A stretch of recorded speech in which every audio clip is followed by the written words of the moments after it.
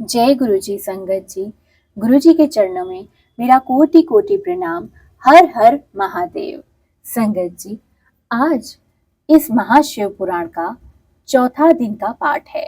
संगत जी, जिस प्रकार हर पाठ में गुरु जी अपने दर्शन देते रहते हैं, अपने होने का एहसास कराते रहते हैं, उसी प्रकार आज तो गुरु जी ने हम सब पर इतनी कृपा करी कि जैसे ही मैं पाठ को करने के लिए यहाँ बैठी, महादेव के आगे जोत जलाई और साक्षात गुरुजी भोले बाबा के पीछे दर्शन दे रहे हैं और हम सभी को ब्लेस कर रहे हैं।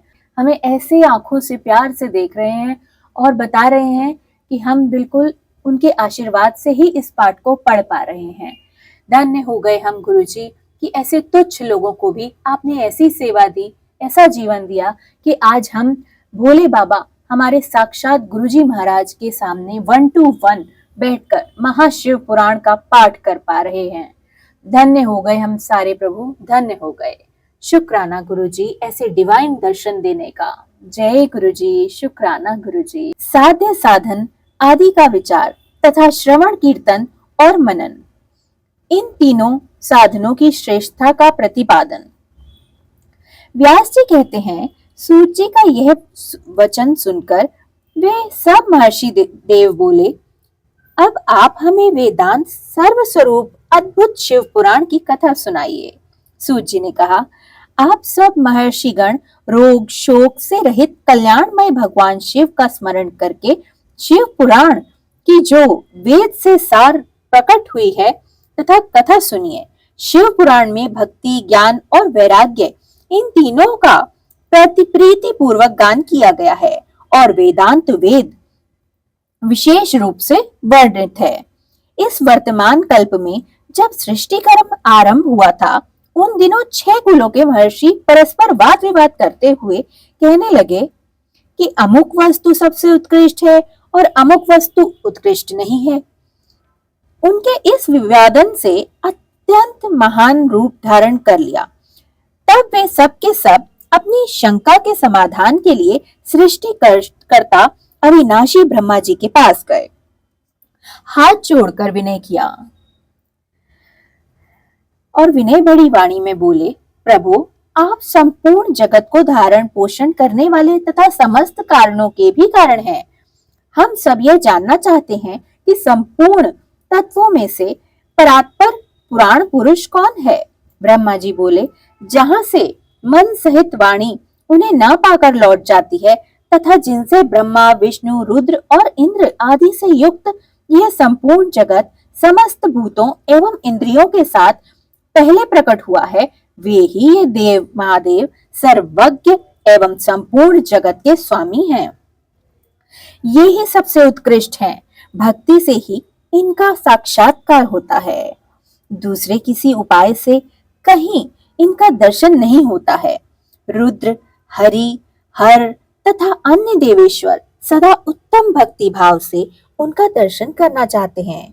भगवान शिव में भक्ति होने से मनुष्य संसार बंधन से मुक्त हो जाता है। देवता के कृपा प्रसाद से उनमें भक्ति उमड़ती है और भक्ति से देवता का कृपा प्रसाद प्राप्त होता है।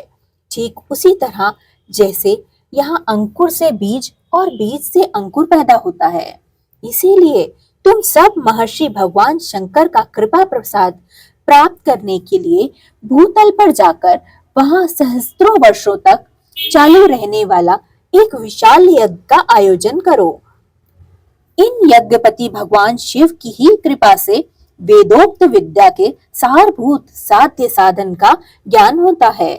शिव पद की प्राप्ति ही साध्य है, उनकी सेवा ही साधन है तथा उनमें प्रसाद से जो नित्य नैमित्तिक आदि फलों की और से निष्प्रह होता है, वही साधन है। वेदोक्त कर्म का अनुष्ठान करके उनके महान फल को भगवान शिव के चरणों में समर्पित कर देना चाहिए और समर्पित करते ही परमेश्वर पद की प्राप्ति होती है। वही सालोक की आदि के क्रम से प्राप्त होने वाली मुक्ति है। उन पुरुषों की भक्ति के अनुसार उन सबको उत्कृष्ट फल की प्राप्ति होती है। उस भक्ति के साधन अनेक प्रकार के हैं, जिनका साक्षात महेश्वर ने ही प्रतिपादन किया है। उनमें से सारभूत साधन को संक्षिप्त करके मैं आपको बताता हूँ। कान से भगवान के नाम, गुण और लीलाओं का श्रवण, वाणी द्वारा उनका कीर्तन तथा मन के द्वारा उनका मनन, इन तीनों को महान साधन कहा गया है। तात्पर्य यह है कि माहेश्वर का श्रवण, कीर्तन और मनन करना चाहिए। यह श्रुति का वाक्य हम सबके लिए प्राणभूत है। इसी साधन से संपूर्ण मनोरथों की सिद्धि में लगे हुए आप लोग परम साध्य को प्राप्त हों। लोग प्रत्यक्ष वस्तुओं को आंख से देखकर उनमें प्रवृत्त हो जाते हैं, परंतु जिस वस्तु का कहीं भी प्रत्यक्ष दर्शन नहीं होता, उसे श्रवण इंद्रिय द्वारा जान सुनकर मनुष्य उनकी प्राप्ति कर लेता है। अतः पहला साधन श्रवण ही है, जिसके द्वारा गुरु के मुख से तत्व को सुनकर श्रेष्ठ बुद्धि वाला विद्वान पुरुष अन्य साधन, कीर्तन एवं मनन की सिद्धि करे। क्रमशः मनन पर्यंत इस साधन की अच्छी तरह साधना कर लेने पर उसके द्वारा सालोक्य आदि के क्रम से धीरे धीरे भगवान शिव संयोग प्राप्त होता है। पहले सारे अंगों के रोग नष्ट हो जाते हैं, फिर सब प्रकार का लौकिक आनंद भी विलीन हो जाता है। भगवान शंकर की पूजा, उनके नामों के जप तथा उनके गुण, रूप, विलास और नामों का युक्तिपरायण चित्त के द्वारा जो निरंतर परिशोधन या चिंतन होता है, उसी को मनन कहा गया है। वह महेश्वर की कृपा दृष्टि से उपलब्ध होता है। उसे समस्त श्रेष्ठ साधनों में प्रधान या प्रमुख कहा गया है। सूत जी कहते हैं, मुनीश्वरों, इस साधन का महात्म्य बताने के प्रसंग में आप लोगों के लिए एक प्राचीन वृत्तांत का वर्णन करूंगा। इसे ध्यान पूर्वक आप सभी सुने। पहले की बात है, पराशर मुनि के पुत्र मेरे गुरु व्यास देव जी सरस्वती नदी के सुंदर तट पर तपस्या कर रहे थे। एक दिन सूर्य तुल्य तेजस्वी विमान से यात्रा करते हुए भगवान संत कुमार अकस्मात वहां आ पहुंचे। उन्होंने मेरे गुरु को वहां देखा। वे ध्यान में मगन थे। उससे जगने पर उन्होंने ब्रह्मपुत्र संत कुमार जी को अपने सामने उपस्थित देखा। देखकर वे बड़े वेग से उठे और उनके चरणों में प्रणाम करके मुनि ने उन्हें अर्घ्य दिया और देवताओं के बैठने योग्य आसन भी अर्पित किया। तब प्रसन्न हुए भगवान संत कुमार विनीत भाव से खड़े हुए। व्यास जी से गंभीर वाणी में बोले, मुने, तुम सत्य वस्तुओं का चिंतन करो। वह सत्य पदार्थ भगवान शिव ही हैं, जो तुम्हारे साक्षात्कार के विषय होंगे। भगवान शंकर श्रवण, कीर्तन, मनन, ये तीन महत्तर साधन कहे गए हैं। ये तीनों ही वेद स्मृत हैं। पूर्व काल में मैं दूसरे साधनों के संभ्रम में पड़कर घूमता घामता मद्राचल पर जा पहुंचा और वहां तपस्या करने लगा। तदंतर महेश्वर शिव जी की आज्ञा से भगवान नंदीश्वर वहां आए। उनकी मुझ पर बड़ी दया थी। वे सबके साक्षी तथा शिव गणों के स्वामी भगवान नंदेकेश्वर मुझे स्नेह पूर्वक मुक्ति का उत्तम साधन बताते हुए बोले, भगवान शंकर का श्रवण, कीर्तन और मनन, ये तीनों साधन वेद स्मृत है और मुक्ति के साक्षात कारण हैं। यह बात स्वयं भगवान शिव ने मुझसे कही है। अतः ब्रह्मा ने तुम श्रवण तीनों साधनों का ही अनुष्ठान करो। व्यास जी से बारंबार ऐसा कहकर अनुगामियों सहित ब्रह्मपुत्र संत कुमार परम सुंदर ब्रह्मधाम को चले गए। इस प्रकार पूर्व काल के इस उत्तम वृत्तांत का मैंने संक्षेप में वर्णन किया है। ऋषि बोले, सूत जी, श्रवण आदि 3 साधनों को आपने मुक्ति का उपाय बताया है, किंतु जो श्रवण आदि तीनों साधनों में असमर्थ हो, वह मनुष्य किस उपाय का अवलंबन करके मुक्त हो सकता है? किस साधनभूत कर्म के द्वारा बिना यत्न के ही मोक्ष पा सकता है? भगवान शिव के लिंग एवं साकार विग्रह की पूजा के रहस्य तथा महत्व का वर्णन। सूत जी कहते हैं, शौनक, जो श्रवण, कीर्तन और मनन इन तीनों साधनों के अनुष्ठान में समर्थ ना हो, वह भगवान शंकर के लिंग एवं मूर्ति की स्थापना करके नित्य उसकी पूजा करे तो संसार सागर से पार हो सकता है। वचना अथवा छल ना करते हुए अपनी शक्तियों के अनुसार धनराशि ले और लेकर जाए और उसे शिवलिंग अथवा शिव मूर्ति की सेवा के लिए अर्पित कर दे। साथ ही निरंतर उस लिंग एवं मूर्ति की पूजा भी करे।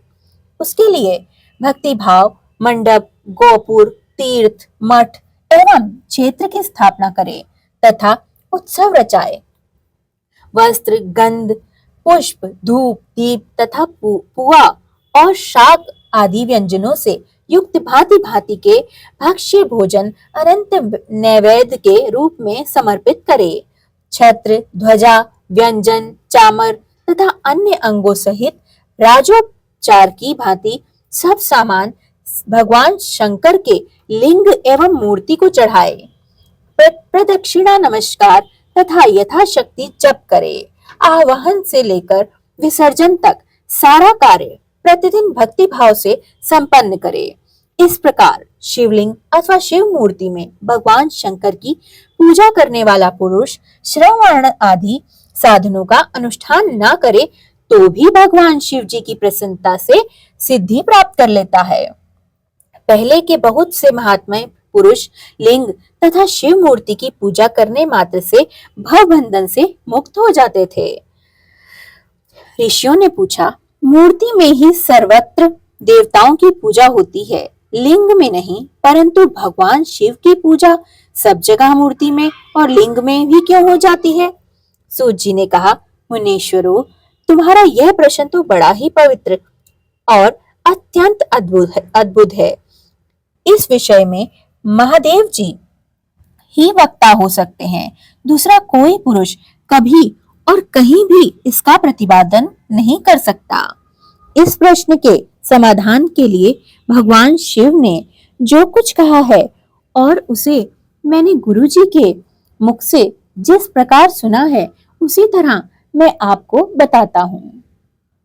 एकमात्र भगवान शिव ही ब्रह्म रूप होने के कारण निष्कल निराकार कहे गए हैं। रूपवान होने के कारण उन्हें सकल भी कहा गया है, इसलिए वे सकल और निष्कल दोनों हैं। शिव के निष्कल निराकार होने के कारण ही उनकी पूजा का आधारभूत लिंग भी है। निरंकार ही प्राप्त हुआ है, वह निराकार प्राप्त हुआ है, अर्थात शिवलिंग शिव के निराकार स्वरूप का प्रतीक है। इसी तरह शिव के सकल या साकार होने के कारण उनकी पूजा का आधारभूत विग्रह साकार प्राप्त होता है, अर्थात शिव का साकार विग्रह उनके साकार स्वरूप का प्रतीत होता है। सकल और अकल समस्त अंग आकार सहित साकार और अंग आकार से सर्वथा रहित निराकार रूप होने से ही वे ब्रह्मा शब्द से कहे जाने वाले परमात्मा हैं। यही कारण है कि सब लोग लिंग यानी निराकार और मूर्ति यानी साकार दोनों में ही सदा भगवान शिव की पूजा करते हैं। शिव से भिन्न जो दूसरे देवता हैं, वे साक्षात ब्रह्म नहीं हैं, इसलिए कहीं भी उनके लिए निराकार लिंग उपस्थित नहीं है। पूर्व काल में बुद्धिमान ब्रह्मपुत्र स्कंद कुमार मुनि ने मंदराचल पर नंदिकेश्वर के से इसी प्रकार का प्रश्न पूछा था। स्कंद कुमार बोले, भगवान शिव से भिन्न जो देखता है वह सबकी पूजा के लिए सर्वत्र प्राय वेर यानी मूर्ति मात्र ही अधिक संख्या में देखा गया और सुना गया है। केवल भगवान शिव की ही पूजा में लिंग और वेर दोनों का ही उपयोग देखने को मिलता है। अतः कल्याणमय नंदीश्वर, इस विषय में जो तत्व की बात हो उसे आप मुझे आसानी से समझाइए, जिसे मैं अच्छी तरह से समझ सकूं। नंदीश्वर ने कहा, निष्पाप ब्रह्म कुमार, आपके इस प्रश्न का हम जैसे लोगों के द्वारा कोई उत्तर नहीं दिया जा सकता, क्योंकि यह गोपनीय विषय है और लिंग साक्षात ब्रह्म का प्रतीक है। तथापि आप शिव भक्त हैं, इसलिए इस विषय में भगवान शिव ने जो कुछ भी बताया है उसे ही आपके समक्ष कहता हूँ। भगवान शिव ब्रह्म स्वरूप है और निष्कल निराकार हैं, इसलिए उन्हीं की पूजा में निष्कल लिंग का प्रयोग होता है। संपूर्ण वेदों का यही मत है।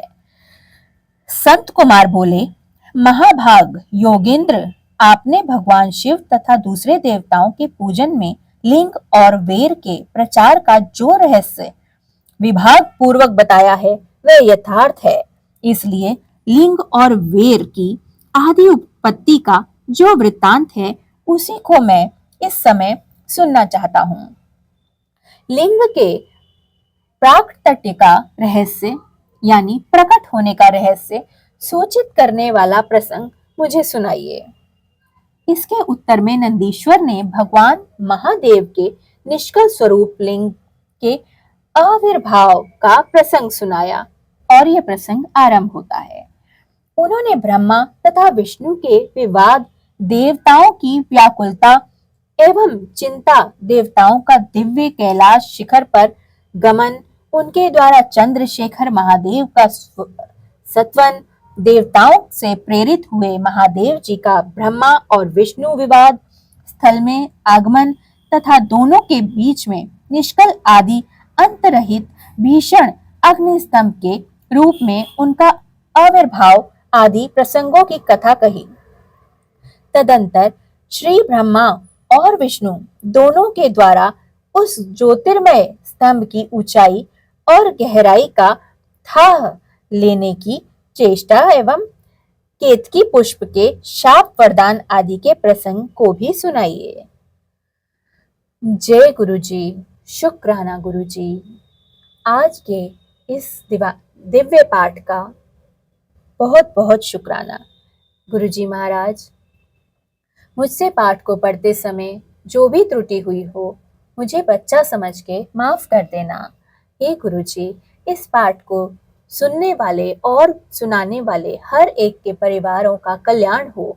जिस घर में भी ये पाठ सुना जाए वहां पर कभी भी नकारात्मक का वास ना कर पाए, वहां पर सदा लक्ष्मी माँ का वास हो, अन्न धन धान्य से घर भरा रहे और आपका सदा वहां वास हो।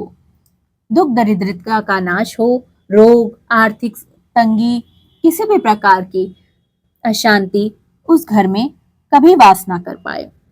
मेरे गुरुजी, सबका कल्याण करना गुरुजी, सर्वदा भला करना गुरुजी। जय गुरुजी, शुक्राना गुरुजी। ओम नमः शिवाय। शिवजी सदा सहाय। ओम नमः शिवाय। गुरुजी सदा सहाय। ओम नमः शिवाय। शिवजी सदा सहाय। ओम नमः शिवाय। गुरुजी सदा सहाय। संगत जी, गुरुजी महाराज की कृपा से आज का पाठ संपन्न होता है। संगत जी, इस पाठ को आगे भी शेयर करें, इस चैनल को सब्सक्राइब जरूर करें ताकि अगला पाठ जैसे ही यहाँ से भेजा जाए वह आप तक सबसे पहले पहुँच पाए। जय गुरुजी, शुक्राना गुरुजी, शुक्राना।